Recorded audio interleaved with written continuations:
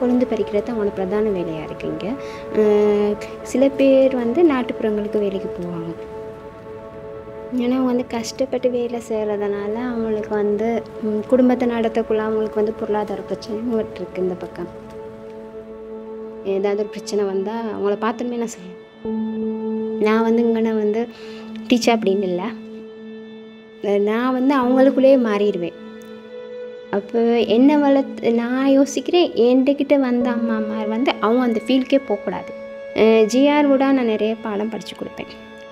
குடும்ப வன்முறையாக இருந்தாலும் சரி, வருமானம் திரட்டக்கூடிய ஆற்றலாக இருந்தாலும் சரி. முதல்ல இப்போ வீட்டுக்கு போனால் அவங்க வந்து என்னை வந்து எப்பயுமே அவங்க வீட்டில் ஒரு ஆளாக தான் யோசிப்பாங்க. யோசிச்சுட்டு வேறு வெல்கம் பண்ணுவாங்க. நான் வளமையாக அவங்க வீட்டுக்கு போனால் போயிட்டு கஷ்டம், வேலை சரியான கஷ்டம், வெயில் நேரத்தில் வேர்க்கும், மழை நேரத்தில் குளிரும், கஷ்டமும் இருக்கும்.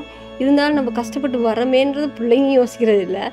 ஆமாம், நான் வேலைக்கு போயிட்டு வந்து கஷ்டமாக இருக்க நேரம் வேலையோட கூப்பிட்டா போகணுமா, இருந்தாலுமே என்ன செய்ய அப்படின்னு அவரோட அவங்க சொல்கிறத கேட்டுக்கிட்டு இருக்கிறது மனசுக்கு ரொம்ப வேதனைப்பட்டு எடுத்தேன்.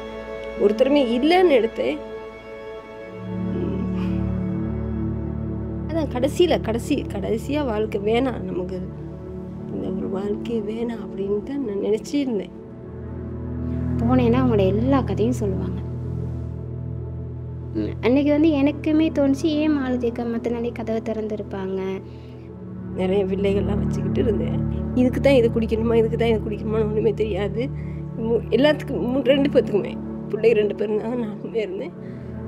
இப்போ திரும்ப ஏன் இன்னைக்கு கதவு போட்டுருக்கு, எதுவும் பிரச்சனையா இருக்கிற நேரமே இந்த குடிச்சிருமா அப்படின்னு சொல்லணும்னா கதவு வந்து யாரும் தட்டுறாங்க.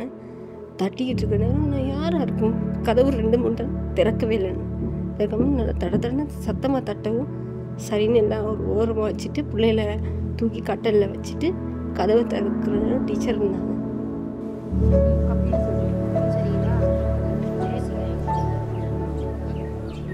நீங்கள் ஒரு நல்ல திடமான ஆள், உங்களால் உங்கள் பிள்ளைய வளர்க்க முடியும்.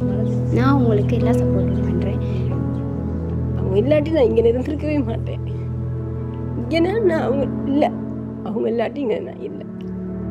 ஆனால் என்னோட வாழ்க்கை வந்து ரொம்ப கஷ்டமானது. ஏதோ என்னால் பெண்கள்லாம் வந்து முன்னத்தான் அடிமைத்தனமாக இருந்தாங்க, இப்போ அப்படி இல்லை. அவங்களால எல்லாமே முடியும். அதனால் அவங்கள அதுக்குள்ளே சரியாக வழி நடத்தி பெண்களில் ஒரு மாற்றத்தை கொண்டாந்தாவே பெரிய விஷயமா இருக்கும்னு நான் நினைக்கிறேன்.